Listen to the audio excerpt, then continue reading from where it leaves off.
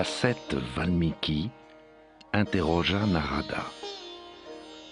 Qui donc est à présent en ce monde vertueux et vaillant, connaît le dharma et reconnaît les bienfaits, dit la vérité, est ferme dans ses observances, a une conduite pure et fait le bien de toutes les créatures, est à la fois savant et capable, paraît toujours d'humeur agréable, est maître de lui, a dominé sa colère, est resplendissant et n'éprouve pas d'envie, effraie les dieux eux-mêmes en combattant furieusement. Je suis impatient de l'apprendre.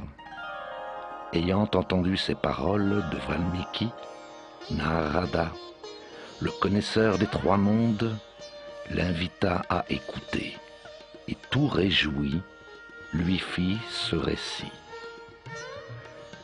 Nombreuses et difficiles à acquérir sont les vertus que tu as mentionnées, ô sage. Je sais quel est l'homme qui les possède. Écoute, je vais te le dire. Il est issu de la dynastie d'Ikshvaku et s'appelle Rama.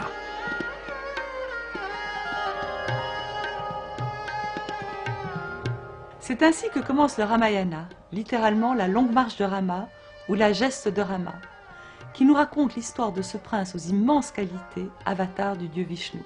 Le Ramayana est un chef-d'œuvre de la littérature indienne, un texte védique fondateur.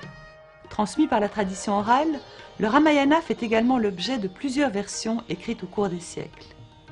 La plus célèbre est celle attribuée à Valmiki, rédigée en sanskrit aux environs de notre ère. Dans son récit, Valmiki ne se présente pas comme celui qui raconte, mais comme celui qui écoute, poursuivant ainsi la tradition de la transmission orale. Le Ramayana comporte 24 000 slokas ou distiques, soit 48 000 vers répartis en 7 chants. Il est l'Adhikavya, le premier poème. Pour explorer toutes les richesses de ce récit complexe, Valmiki utilise un langage poétique très raffiné. La légende veut qu'un jour, alors que Valmiki regarde avec bonheur deux courlis amoureux s'ébattre joyeusement, le mâle est soudain transpercé par une flèche. Bouleversé, Valmiki s'apprête à lancer une malédiction contre le chasseur, mais de sa bouche sortent des vers admirables. Nisada, puisses-tu ne jamais trouver de foyer pendant de longues années, puisque tu as tué ce courlis qui se livrait à l'amour. Le dieu Brahma lui apparaît alors et l'invite à écrire dans le même style versifié l'histoire de Rama. Cette origine divine du texte renforce la dimension religieuse essentielle du Ramayana, qui montre les liens entre les divinités et les hommes. Avec le Mahabharata, le Ramayana forme d'ailleurs une charte du brahmanisme, d'où est issu l'hindouisme. L'histoire du Ramayana commence lorsque le dieu Vishnu s'incarne dans le corps de Rama, le fils aîné de Dasarata, roi de la cité d'Ayodhya. Il doit combattre sous forme humaine le démon Ravana, roi des maléfiques Rakshasa, invulnérable aux dieux. Le chant 1, les enfances, en sanskrit Balakanda, raconte l'enfance de Rama et de ses frères. Il se termine par le mariage de Rama avec Sita, fille du roi Janaka. Ce dernier a promis de marier sa fille à celui qui saurait dominer l'arc de Shiva. Rama parvient à bander l'arc et à le briser. Grâce à son exploit, il épouse Sita au cours de noces somptueuses. Au cours de la même cérémonie, les 3 frères de Rama épousent les 3 sœurs de Sita. Le chant 2 commence avec le retour des princes et de leurs épouses à Ayodhya, où, conformément à la tradition, Dasarata décide de faire de Rama son fils aîné, l'héritier du royaume. Contraint par Kaikeyi, une des épouses du roi, celui-ci envoie Rama pour un exil de 14 années dans la forêt. Il s'en va accompagné de Sita et de son frère Lakshmana, tous vêtus en tenue d'ascète. Le chant 3, Aranyakanda, décrit leur vie d'ermite dans la forêt de Dandaka. Leur séjour au cœur de la nature se révèle idyllique jusqu'à l'enlèvement de Sita par Ravana, le roi des démons. Celui-ci trompe la vigilance des frères avec son complice Marika, qui se transforme en antilope dorée et éloigne ainsi Rama et Lakshmana de Sita. Ravana enferme ensuite la jeune femme dans son palais, dans l'île de Lanka. Rama, désespéré, se lamente et part avec son frère à la recherche de Sita. Dans le chant 4, Kiskinda, il rencontre Sugriva, le roi des singes, et Hanuman, le plus vaillant d'entre eux. Les princes signent un pacte avec les singes qui acceptent de les aider à retrouver Sita. Au chant 5, Sundarakanda, les singes confient à Hanuman la mission d'aller explorer Lanka où est séquestrée Sita. Grâce à sa force exceptionnelle, Hanuman bondit au-dessus de l'océan et atteint l'île. Il pénètre dans le palais de Ravana où il découvre Sita dans un jardin d'Asoka. Désespérée, amaigrie par le jeûne, elle est harcelée par Ravana qui tente constamment de la faire céder à ses avances. Femme, aux cuisses en trompe d'éléphant, voici qu'à ma vue tu caches ta poitrine et ton ventre, comme si de frayeur tu voulais te rendre invisible. Je t'aime, princesse aux grands yeux, ne me dédaigne pas. Ma bien-aimée au corps parfait qui ravit l'univers tout entier.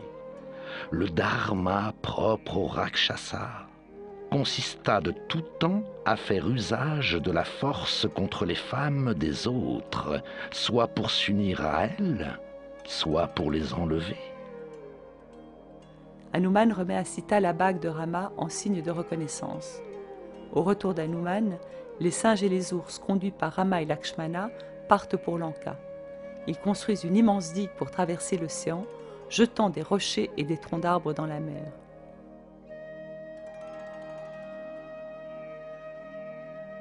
Tout le chant 6, Yudhakanda, est consacré à la guerre titanesque et au combat sanglant qui oppose à Lanka l'armée des singes et des ours conduite par l'héroïque Rama à celle des Rakshasas dirigée par le maléfique Ravana.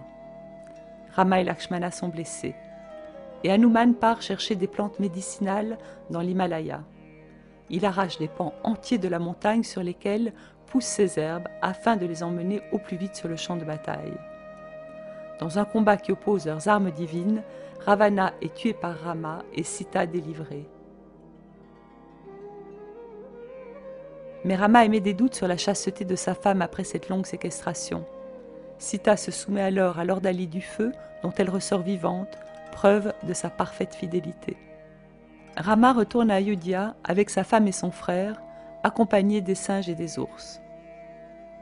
Dans le chant 7, intitulé Jusqu'à la fin des temps, Uttarakanda, Rama règne et vit heureux avec Sita enceinte. Cependant, apprenant que le peuple a des doutes sur la fidélité de sa femme pendant sa séquestration chez Ravana, il décide de répudier Sita.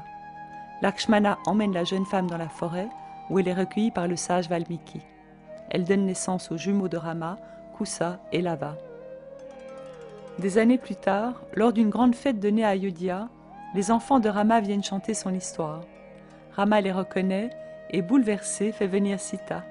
Face à son mari, pour prouver une fois pour toutes son innocence, celle-ci décide de retourner à la terre. Le Ramayana se termine lorsque Lakshmana met fin à sa vie dans les eaux du fleuve. Rama, après 10 000 ans de règne, plongera à son tour dans la rivière Sarayu afin de retourner au ciel sous la forme de Vishnu. Tous ses frères, ses sujets et les singes le suivront dans la joie. Seul restera vivant Hanuman, qui a pour mission de chanter les louanges de Rama sur la terre.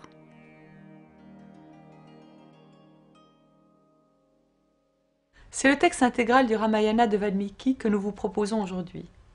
Traduit du sanskrit par Madeleine Biardot et Marie-Claude Porcher, c'est la seule traduction française existante à ce jour. Elle est parue en 1999 aux éditions de la Pléiade, alors que nous commencions à développer le projet. Nous avons accompagné cette épopée lumineuse de 700 miniatures indiennes de la fin du XVIe siècle au début du XIXe siècle, illustrant scène par scène les chants du Ramayana. Cet ouvrage est le fruit d'un travail de recherche immense. 10 années ont été nécessaires pour identifier, retrouver, rassembler, image par image, manuscrit par manuscrit, la plus grande quantité de miniatures existantes du Ramayana. Plus de 5000 miniatures ont été ainsi recensées, provenant de collections publiques et privées du monde entier. Retrouver ces images a été et est toujours une gageure, mais aussi un grand bonheur.